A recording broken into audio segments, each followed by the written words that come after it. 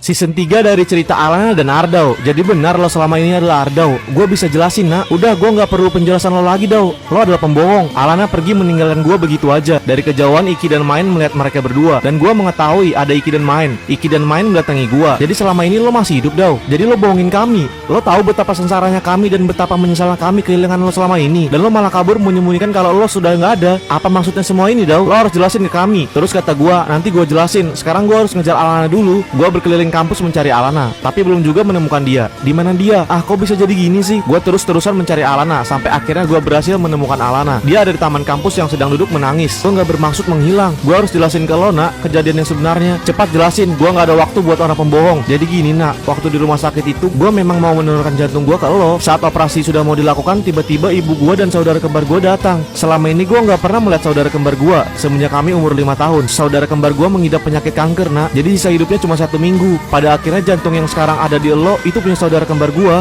Gue diminta ibu gua untuk gak memberitahukannya kepada siapapun. Dan gue diminta untuk meneruskan sekolahnya saudara gua yang ada di luar negeri. Itu adalah permintaan terakhir saudara kembar gua. Bukan gua menghilang nak. Saat itu gue sudah memberi surat dan menitipkannya ke Andre. Mungkin Andre gak memberikan surat itu ke lo nak. Gue juga salah malah menitipkan surat itu ke Andre. Karena gue gak ada waktu lagi waktu itu. Karena pesawat gue udah mau terbang. Maafin gue nak. Jadi itu adalah cerita yang sebenarnya. Dan gue mau memberitahukan yang sebenarnya. Tapi gue malah berpikir untuk sementara seperti ini dulu. Dan pada akhirnya lo malah mengetahuinya sendiri nak. Jadi maafin gue ya nak. Alana cuma diam dan terpaku mendengar penjelasan gue. Kata dia, jadi selama ini yang nyelamatin gue adalah saudara kembar lo. Di mana kuburannya? Kuburannya adalah yang lo datangi waktu itu nak. Sebelumnya gue ada di sana dan tiba-tiba kalian datang. Gue langsung kabur karena refleks. Kata Alana, kenapa lo kabur pada saat itu? Karena waktu itu nggak pas nak. Gue mau memberitahukannya pada saat waktu yang pas dan cuma kita berdua. Terus kata Alana, untuk saat ini gue belum bisa memaafkan lo Dao. Kasih gue waktu untuk memikirkan ini. Alana langsung pergi begitu aja dan gue hanya bisa terdiam atas perlakuan Alana yang belum bisa memaafkan gue. Gue yang salah karena nggak memberitahukannya sejak awal. Gue langsung mencari dua bocil Iki dan Mahen karena gue udah kangen banget sama mereka. Gue mencari mereka dan langsung memeluknya, tapi pelukan gue malah ditepis oleh mereka. Jelaskan dulu gimana lo masih bisa hidup. Jadi gue jelaskanlah semuanya dari awal sampai akhir. Begitu ceritanya. Jadi kalian mau kan maafin gue? Terus kata Iki dan Mahen, oke, karena lo masih hidup kami mau memaafkan lo. Dan mereka langsung memeluk gue dan berkata, wah gila, gue nggak nyangka kalau lo masih hidup Dao. Terus kata Iki, bentar. Jadi waktu gue ke rumah lo Dao yang nimpuk gue sampai pingsan. Hehehe, iya Ki, sakit ya? Kayaknya enggak deh, kan lo langsung pingsan. Gue langsung ditimpuk sama Iki. Tega bener lo begitu sama gua Dao. Ya mau gimana lagi? Gue bingung, masa iya gue harus nunjukin diri ke lo? Ntar lo nya malah pingsan mikir gue adalah hantu lagi.